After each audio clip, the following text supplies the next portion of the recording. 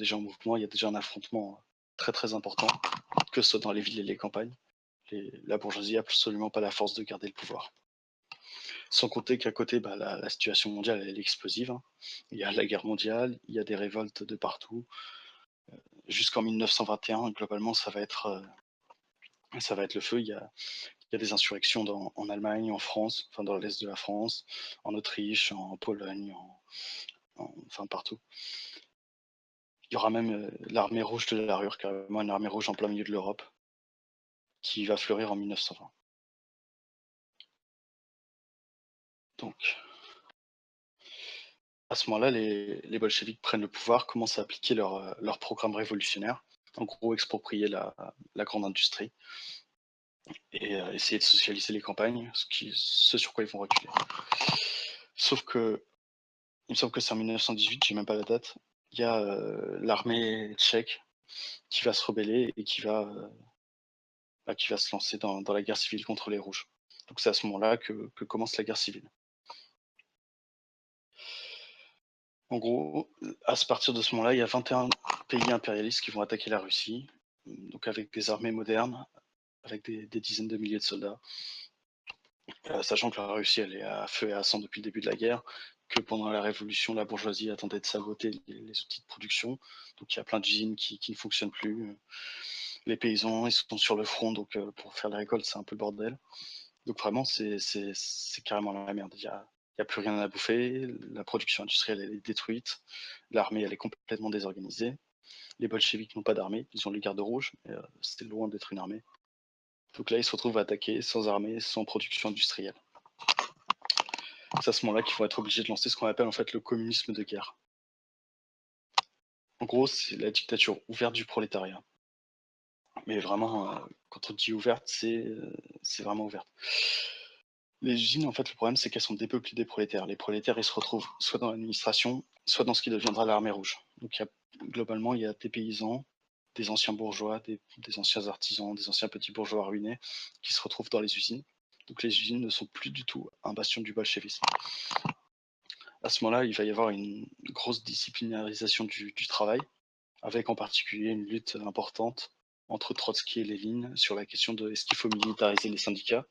Est-ce que le travail doit être considéré comme l'armée ou est-ce qu'il faut au contraire qu'au travail, on persuade les gens des bienfaits du communisme, qu'on applique la démocratie. Donc ça, c'est dans les milieux, on va dire, industriels. Et puis pour les paysans, les bolcheviks vont appliquer la réquisition forcée des récoltes.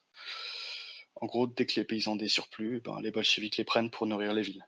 C'est pas par gaieté de cœur qu'ils font ça, c'est parce que sinon les villes crèvent de faim. Il n'y a plus rien à manger.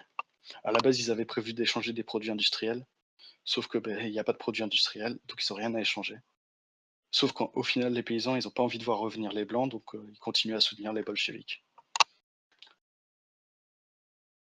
Au final, le communisme de guerre, c'est la grande production socialiste et le prolétariat qui s'opposent à toutes les autres forces sociales de la société et qui impose cette dictature à toutes les autres forces sociales. Sauf que la paysannerie va quand même rester globalement alliée au prolétariat pendant ce moment-là, parce qu'elle n'a pas envie de voir la contre-révolution gagner. D'ailleurs, il me semblait avoir lu, je ne sais plus dans quel bouquin, que beaucoup de paysans disaient nous on est bolcheviques, mais on n'est pas communistes. Dans le sens, on est d'accord avec le fait de se battre contre l'armée blanche, mais on est contre la socialisation des terres. Et après, il y a pas mal de problèmes qui vont se poser aux bolcheviks sans cesse. Par exemple, les cheminots dans les campagnes, ils sont souvent mencheviks. Voilà, qu'est-ce qu'on fait? Est-ce qu'il faut les forcer de travailler? Est-ce qu'il faut fusiller pour l'exemple? Est-ce qu'il faut user de persuasion? Est-ce qu'il faut, enfin voilà, toutes ces questions-là vont se poser pendant le communisme de guerre. Les cheminots tout court sont mencheviks. Comment? Les cheminots tout court étaient mencheviks en général. Il me semble que dans les grandes villes, ils étaient assez bolcheviques. Oui, enfin à Leningrad. Ouais, Leningrad et Moscou, quoi. Enfin, en tout cas, ça pose problème dans les campagnes, et ouais, effectivement, si tu le dis dans les grandes villes. Il y a pas mal de formes de mobilisation des masses qui vont se mettre en place, puisque les bolcheviks ne peuvent pas juste s'appuyer sur le militaire pour gagner la guerre, en fait. C'est impossible, ils ont plus d'industrie, ils ont une armée rouge qui est en création depuis février, globalement, 1918, mais qui est très loin du niveau des armées bourgeoises. ils ont rien à manger, donc ils peuvent pas gagner juste par la force des armes. Ils peuvent gagner que par la politique. Il y a une des formes de mobilisation qui va se mettre en place, c'est ce qu'on appelle le samedi communiste. En gros, tu as des cheminots à Leningrad qui font... Enfin, des cheminots. C'est un peu exagéré de dire des cheminots, mais tu as des personnes qui vont prendre le parti de travailler le samedi en plus du reste de la semaine. Donc c'est une forme de travail qui produit aucun profit, qui n'est pas payé. Il n'y a aucun capitaliste qui s'enrichit, c'est vraiment pour alimenter le front. Donc en général, c'est les cadres et les militants du parti qui participent, les travailleurs administratifs. Au début, il y a très peu d'ouvriers. C'est une forme de mobilisation qui est intéressante, mais qui malheureusement ne peut pas se généraliser de manière, on va dire de manière spontanée. Les bolcheviks vont finir par l'imposer à tous, par souci de gagner la guerre, tout simplement. Donc c'était quelque chose qui était autoritaire. C'est une erreur, c'est quelque chose d'extrêmement autoritaire, ouais. Mais c'est pas quelque chose qui va pervertir la révolution comme on peut l'entendre dans les milieux anarchistes. Au final, l'essence de la révolution n'a pas changé. C'est vraiment les conditions matérielles qui obligent les bolcheviks à prendre ce genre de décision. C'est en gros, soit on fait travailler les gens, soit on meurt de faim. Il va y avoir des mobilisations au niveau des syndicats. En gros, faire des syndicats des sortes de bastions bolcheviques, cherchant à mobiliser politiquement les gens en expliquant ce serait le retour des Blancs, par exemple. Au niveau de l'armée rouge aussi, il y a une grosse mobilisation politique.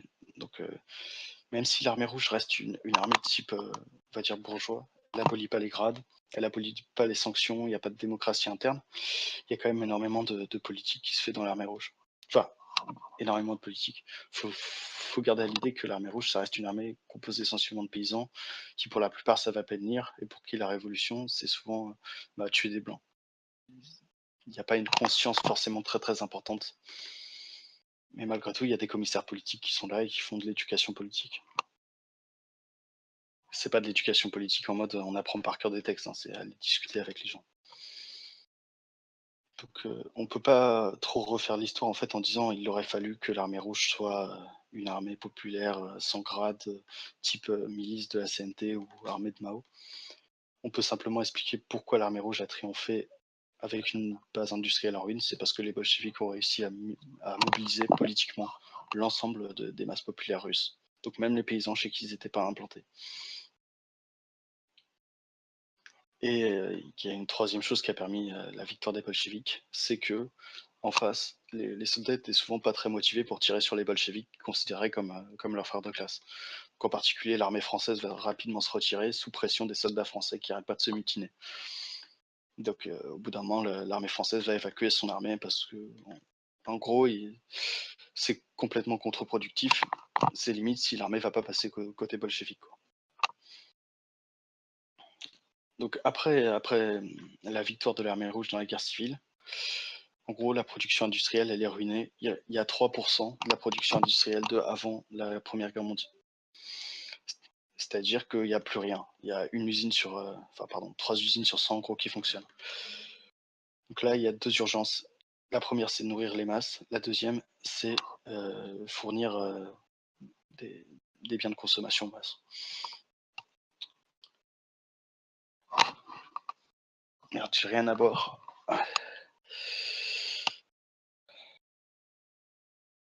Là, à ce moment-là, en fait, quand l'armée rouge gagne, les paysans ils commencent à gueuler que le communisme de guerre, c'est pas bien, il faut arrêter. Ils commencent à se mutiner contre le fait qu'on prélève tout ce qu'ils produisent en plus du strict nécessaire pour survivre.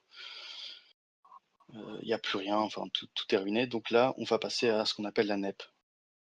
C'est-à-dire que là, l'objectif, c'est que les paysans ne passent pas du côté de la contre-révolution. C'est vraiment de consolider l'alliance entre les ouvriers et les paysans. Le but, c'est pas de construire une société utopique, c'est de faire survivre le pouvoir du prolétariat.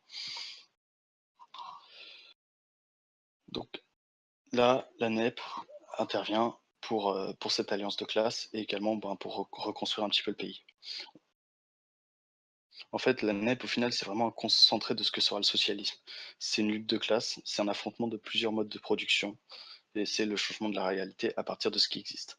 La théorie de la NEP par Lénine, c'est pas on recule parce que le socialisme ne marche pas. Ça, c'est vraiment un truc qu'on peut apprendre à l'éducation nationale, mais qui n'a rien à voir avec la réalité. La NEP, c'est on part de la réalité matérielle, on en fait une analyse de classe, et on construit les bases matérielles pour changer la société. Lénine, il va dire exactement ça. Donc, c'est une citation. Dans un pays où les petits propriétaires sont l'immense majorité par rapport à la population purement prolétarienne, la différence entre le révolutionnaire prolétarien et le révolutionnaire petit bourgeois ne pourra manquer de se manifester et par moments avec une violence extrême. L'origine sociale de ce type d'homme, le révolutionnaire petit bourgeois, c'est le petit patron exaspéré par les horreurs de la guerre, la ruine subite, les souffrances inouïes de la famine et de la désorganisation économique. Il faut bien comprendre que, sur cette base sociale, il est impossible de construire le socialisme. Au final, la NEP, tout ce retour soi-disant au capitalisme, c'est la compréhension de, pour reprendre Marx, des conditions réelles de la production. On ne supprime pas une condition réelle de la production, on met sur pied les moyens de la remplacer, en attendant, on tente de l'utiliser en tant que tel. Donc, en gros, il n'y a plus aucun monopole, les monopoles ont été brisés, et les monopoles dans la théorie marxiste, c'est ce qui permet de construire le socialisme. La grande industrie devient démocratique. C'est ça le socialisme. Donc on relance en fait la petite production marchande.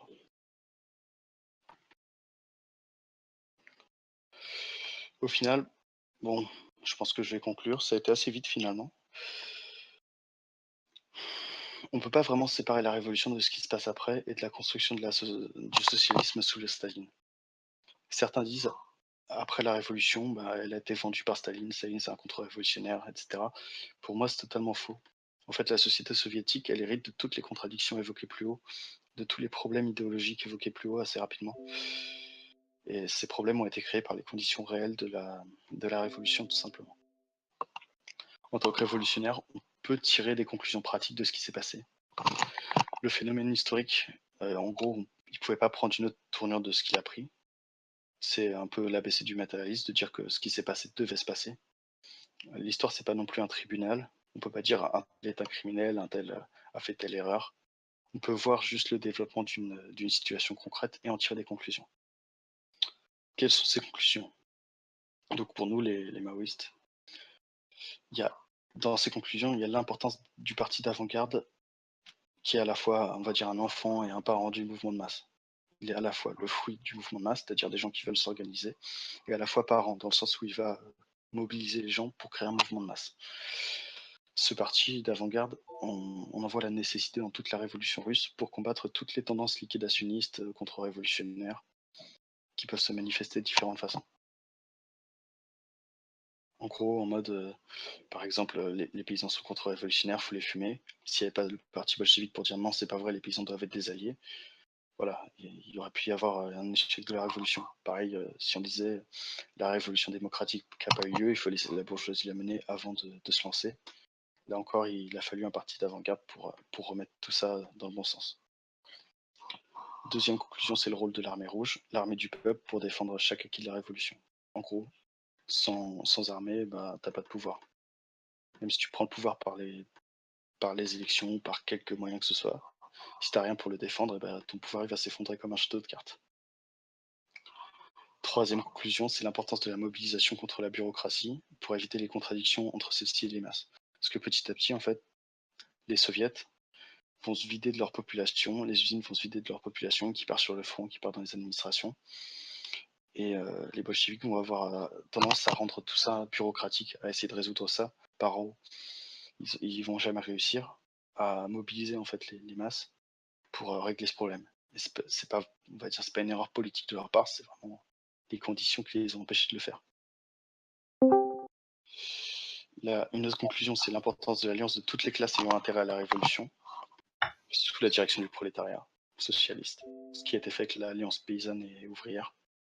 Et puis, dernière conclusion, c'est le caractère prolongé de la lutte révolutionnaire, qui embrasse l'ensemble des phénomènes sociaux, et l'importance de s'organiser dans tous les domaines, on va dire de tout critiquer, de tout changer, de tout modifier, toujours en restant à l'écoute des masses et jamais s'en séparer. Voilà, je crois que j'ai fini à peu près cette présentation. Ça a été assez vite.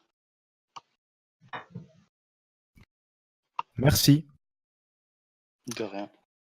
Donc, bah, on va pouvoir passer à la deuxième partie. D'abord, je vous invite du coup à vous démute tous les gens qui ont un micro du moins, qui veulent parler, et à poser vos questions directement sur la présentation. On va essayer de prendre d'abord les questions qui sont sur la présentation, contenez un peu vos ardeurs, et ensuite des questions un peu plus annexes, si vous voulez, sur l'ensemble de la Révolution russe, et sur, on va dire, la situation, des bolcheviks, du début pas jusqu'à la fin, sinon on va aller bien loin, mais on peut étendre le sujet, quoi, à l'URSS. Ah, Voilà, allez-y. Ouais, alors, moi j'ai c'est pas tant une question, c'est plus une remarque. Ouais. Sur, à un moment tu parles du courant économiste et tu allé un peu vite dessus Ouais, c'est vrai, j'ai essayé de faire assez court pour pas que ça c'est dure 2 juste, heures. que, je voulais, j'ai aucun doute, que tu sais parfaitement, ce que c'est, mais pour, tout le monde qui est là, comment dire? Tu avais énoncé ça en mode, ils, considèrent que, la structure économique, heu, Oui, comment en dire? fait, Dirige le c'est reste, vrai que c'est passé un peu vite dessus. ouais. C'est vrai. En gros, le courant économiste, c'est un courant qui dit au départ, enfin, qui a une analyse, on va dire, mécaniste des rapports sociaux. C'est-à-dire, il pense, si on a telle technologie, alors forcément le système sera à tel niveau. Ça, il peut pas en être autrement. En gros, c'est ça qu'ils disent. Donc, au début, ça va leur justifier pour dire, bah, la révolution n'est pas possible en Russie, il n'y a pas assez d'ouvriers, il n'y a pas assez de prolétaires, on peut pas changer les choses, il faut que ça soit la bourgeoisie qui fasse d'abord sa révolution démocratique, ensuite on attend que le capitalisme se fasse, et puis nous, on se bagarre juste pour avoir des meilleurs salaires, quoi, pour pas crever de faim.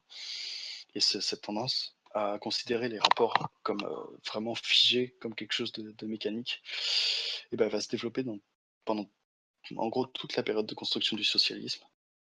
En gros, la ligne politique, ça va toujours être le développement des forces productives avant la mobilisation politique. Et c'est en ça que j'ai dit que ce courant était une faiblesse des bolcheviks et qui va rester, on va dire, implanté même après la révolution.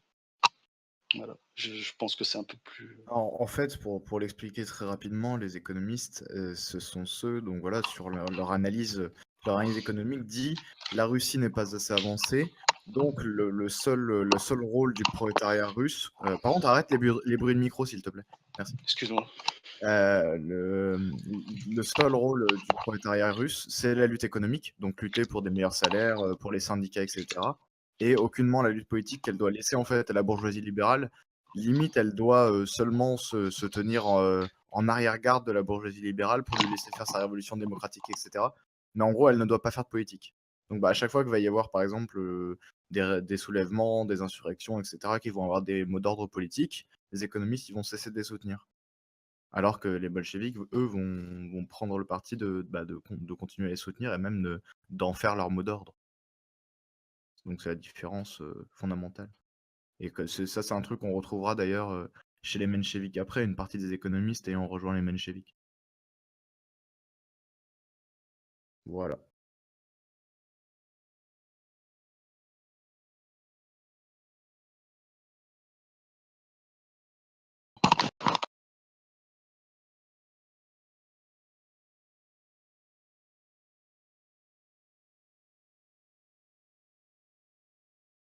Sur la responsabilité de Staline et le pourquoi de l'échec de l'URSS, ça me paraît un petit peu, étendu comme question. Large. Là, je suis en train de parler à mon micro à 3 centimètres, c'est de la l'ASMR là, Iris. Mais oui, c'est moi. Mais il y a la voix de San aussi. San a une belle voix. Voilà, c'est bon, je peux parler.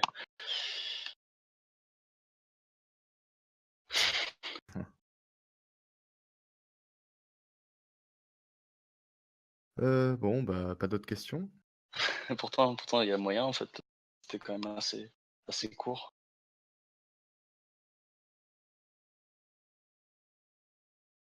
Non, je crois Non, qu'il est il est parti. parti. Sur le fait que le déroulé des conséquences de la révolution russe avait été nécessaire. Kronstadt, que s'est-il passé? Ah là là. Ah, ça c'est Ah, le fameux bonne question, Kronstadt. mais je laisse, je laisse soit Victor, soit Ouais, Max. allez, allez Victor, démute-toi. Si ça se trouve, il est même pas là. Ah, bah, faut lui envoyer un message là. De toute façon, il est jamais là. Il se casse tout le temps. Là, mais attends, c'est lui là, il est en roue libre, il fait le patriarche du Discord là. C'est ça, c'est comme les vieux, au bout d'un moment, il écoute plus. Oui, quoi? Qu'est-ce qu'il y a? Fais un topo sur Kronstadt. Je suis allé pisser, bordel de merde. J'ai le droit d'aller pisser? J'ai le droit de vivre ou c'est quoi qui se Non, passe? c'est interdit, c'est pas la Non. Attends, je dois faire quoi? Tu peux faire un topo de 2 minutes sur Kronstadt, s'il te plaît? Non, demande à Lunark, c'est un trotskiste. Mais arrête! Y a pas Lunark en plus ce soir. Il joue à Crusader Kings 2, il avait pas le temps. Bon, bah, du coup, à la base, Kronstadt, c'est une base révolutionnaire super importante. Dès le début de la Révolution, en mode, c'est un bastion de la classe ouvrière. Enfin, du coup, de l'armée. Et petit à Notamment petit, des bah, marins. Ouais, des marins, voilà. Petit à petit, en fait, pendant la guerre, il va être vidé de sa base bolchevique. Donc, les marins, bah, ils partent sur le front combattre avec l'armée rouge, ou En alors... fait, je crois qu'il y a une stat, à un moment, je sais plus si c'est Linhart qui en parle ou je sais plus qui c'est. Une stat où il y a une immense majorité, 80% ou un truc comme ça, des marins originaux de Kronstadt qui sont bolcheviques. Et donc en fait, ils partent tous. Et au moment de l'insurrection de Kronstadt, Ouais, c'est des il paysans, quoi. n'y a plus aucun bolchevique, c'est des paysans. C'est des paysans qui. Et en fait, ils ont même pas les marins de Kronstadt, ils ont même pas de message libertaire et tout. Ils veulent juste j'allais dire qu'on les mette en déroute. Non, comment on appelle ça? Qu'on les démobilise et qu'on les renvoie dans Ouais. leur campagne. Parce Ouais, qu'en parce fait, qu'en ce qui se passe, c'est que Non, vas-y. les marins qui sont, enfin, les marins qui sont dans la base, ils reçoivent pas mal de prisonniers parce que Kronstadt c'est une forteresse et ils reçoivent, il y a pas mal de paysans et tout qui arrivent aussi dans la base et du coup les paysans leur racontent que en gros les bolcheviks ils prennent tout, que c'est pas des mecs sympas, que enfin ils les exproprient de force et tout et du coup Ils ça leur les prennent leur brosse à dents. non mais vraiment parce qu'en plus vu que c'est des Non, non, paysans. c'est ça, c'est Non vraiment... mais c'est vraiment ça, c'est qu'en fait la politique d'expropriation qui est menée par les bolcheviks pour le communisme de guerre retourne une partie de la paysannerie et du coup les revendications de Kronstadt c'était, après il y a des revendications politiques. Ils demandent par exemple les soviets sans les bolcheviks. Ils disent qu'en gros il faut le pouvoir soviétique sans le parti communiste. J'ai pas Il faut, d'ailleurs. il faut une libéralisation économique. Il faut Ouais, arrêter. c'est vrai. On en a Oh, marre t'as de tous ces fini? gauchistes qui foutent rien. Allez, je le mute, comme ça on l'entend pas. Et, du coup, ça crée un début de. Comment ça s'appelle pas une grève, mais genre ça commence à chauffer. chauffer. Et quand c'est le début de l'insurrection, les bolcheviks je crois qu'ils envoient. Je sais plus si c'est Zinoviev ou Kamenev, je crois que c'est Zinoviev qu'ils envoient. Alors Zinoviev, il est reçu par une délégation de marins.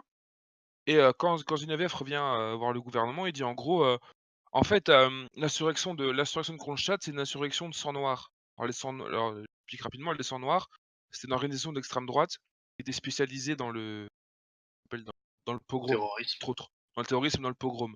Bon, après, faut savoir que à Kronstadt, ils avaient quand même des liens avec les blancs Oui, finlandais. non mais en fait, attends. entre le fait d'avoir des liens ou le fait que la presse blanche les soutienne et dire les marins sont des blancs, il y a Oui, une il y a une différence. différence. Il y a une différence. Mais du coup, ce qui s'est passé, c'est que ça a créé pas mal de, à cause du soutien des blancs, ça a créé pas mal de soucis. Et les bolcheviks ont décidé enfin, Lénine, enfin Trotsky et les bolcheviks ont décidé d'intervenir pour écraser pour écraser le soulèvement. Donc ils vont envoyer, enfin c'est Trotsky qui va être nommé à la tête des régiments qui vont partir à l'assaut de la forteresse et qui vont mettre qui vont mettre un terme à l'insurrection. Mais c'est pas À du la tout une insurrection uniforme. Par exemple, il y a la plupart des militants politiques anti-bolcheviques qui vont s'y ramener. Finalement, ils vont être assez ignorés par la population de Oui, Kronstadt, qui va pas, il même va pas du tout y Petrograd. avoir union. Il va pas du tout y avoir Oui, union entre les. même à Petrograd, il y a parce qu'en fait, il y a des grèves à Petrograd parce qu'il y a des problèmes de ravitaillement. Ils ont plus de, étant donné que il y a des problèmes de ravitaillement et de transmission jusqu'à Petrograd à travers la Russie, vu que toute la Russie et il y a une énorme bataille pour le contrôle des rails. Ils ont plus de charbon, en fait, ils ont plus de charbon, plus de trucs, ils peuvent plus faire tourner l'usine et du coup, ils sont plus payés et du coup, ils s'excitent. Et les marins de Kronstadt envoient une délégation, à Petrograd pour discuter avec les ouvriers et en fait, on se rend compte que les ouvriers n'en ont strictement rien à foutre des revendications de Kronstadt. Eux, ce qui les ouvriers disent: «OK, c'est sympa, mais nous, on aimerait juste bosser, enfin, on aimerait juste bosser, ce serait sympa, quoi. Genre laissez-nous bosser». Et laissez-nous bosser, on veut du pain, enfin, voilà, mais les revendications politiques que vous avez, c'est pas les nôtres. Et ce qui fait que les marins de Kronstadt sont retrouvés Et rapidement, isolé, quoi. se sont retrouvés isolés, en fait. Et après, Et pendant Kronstadt, t'as quand même une presse libre anarchiste dans Petrograd, t'as des locaux anarchistes, etc. C'est pas genre répression sanglote contre oui, tout ce qui est mais trop à gauche. après, ce qui se passe, c'est la répression à Kronstadt, la mise en place de la NEP, la nouvelle politique économique, je sais pas, j'ai jamais pigé pourquoi est-ce qu'on a appelé ça nouvelle économie Ouais, moi non politique. plus, c'est C'est vrai. nouvelle politique économique. Lénine n'a jamais dit on va inventer une nouvelle économie politique. Bref, je ferme la parenthèse complètement con. La nouvelle politique économique répond en fait aux attentes des marins de Kronstadt en matière économique. En matière politique, non, parce qu'ils étaient pas d'accord Les avec, bolcheviks, ils voulaient chasser les avec les bolcheviks. bolcheviks. Mais en matière économique, on va y avoir une certaine libéralisation. On va laisser une partie de la terre aux paysans. On va permettre de nouveau qu'il y ait un marché qui se remette en place. Donc, d'un point de vue économique, les revendications vont être grosso modo, dire, j'ai pas le terme, pas acceptées, mais genre elles vont être enregistrées et mises en application. Et d'ailleurs, t'as l'opposition ouvrière à la gauche du parti bolchevique qui faisait à peu près, qui avait certaines des revendications. Et Lénine va dire oui, bah, vos revendications elles sont légitimes. C'est juste que là, on cherche à bouffer, donc c'est pas possible de les mettre en place, quoi. Oui, bien sûr. En gros, souvent Kronstadt s'est présenté comme un truc, une sauvagerie contre la vraie extrême gauche vraiment révolutionnaire, alors qu'au final, c'est juste que les bolcheviks ont eu peur que les blancs débarquent à Kronstadt aidés par les marins. Je sais pas si c'est justifié en vrai historiquement, mais bon, ils sont quand même en guerre contre dans la Oui, c'est moitié du ça. pays, Disons donc que il faut pas dans disons la finesse. disons de la situation à la fois des blancs et disons de la situation de la guerre civile, quand tu une espèce de troisième force qui arrive et qui dit en gros, «Ouais, finalement, on veut», qui arrive et qui renverse le truc, ben, Ouais, c'est les bolcheviks pouvaient pas dire genre en gros: «Non, ils ont rien fait, laissez-les». voilà, c'est Ah putain, Norodom qui s'est démute. Allez, mute. Honteux. Ouais, Bon, c'est bon, voilà. j'espère avoir répondu Voilà sur Kronstadt. sur le chat. Après, il y a, moi je conseille il y a un livre de Jean-Jacques Marie qui a bon alors c'est un Trotsky. Il a écrit un bouquin sur Kronstadt qui est très intéressant, qui je pense pourra répondre enfin, il a fait une analyse assez large de Kronstadt.